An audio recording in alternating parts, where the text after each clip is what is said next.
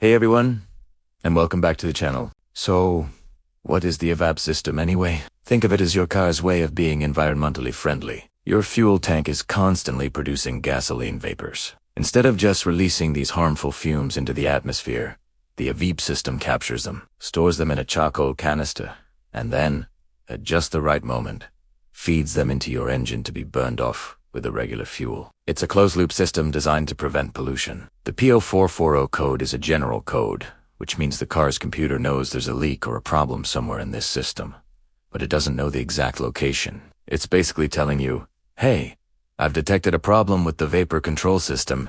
You need to check it out. Now, let's talk about the symptoms. Honestly, you probably won't notice any difference in how your car drives. There's usually no loss of power, no rough idling, nothing like that. The most obvious symptom is, of course, the check engine light staring you in the face. You might also notice a slight smell of fuel around your car, especially after you've parked it in an enclosed space like a garage. This is a big clue that gasoline vapors are escaping somewhere they shouldn't be. And because the system isn't sealed, you might also see a slight decrease in your fuel economy over time, but it's often so small that it's hard to notice.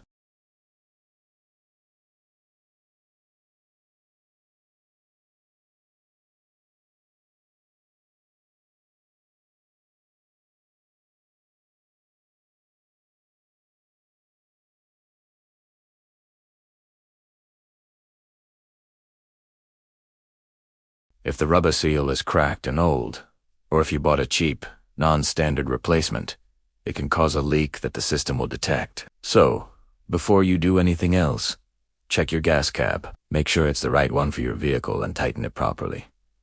If it looks worn out, just replace it. They are inexpensive and can save you a huge headache. If the gas cap isn't the problem, we need to dig a little deeper. The next thing to check are the hoses and lines that make up the EVAP system. These are typically rubber or plastic hoses that run from the fuel tank to the charcoal canister and then to the engine. Over time, these hoses can become brittle, crack, or get disconnected, causing a vapor leak. You'll want to do a thorough visual inspection. Look for any obvious signs of damage, cracking, or loose connections. Pay close attention to the areas where the hoses connect to other components.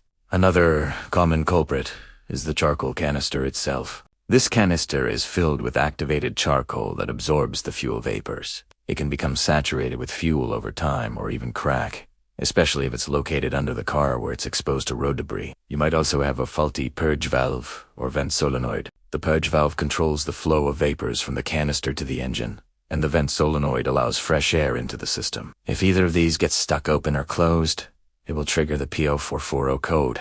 Fixing a P0440 can be straightforward, or it can be a bit of a chase. Always start simple. Check and tighten your gas cap.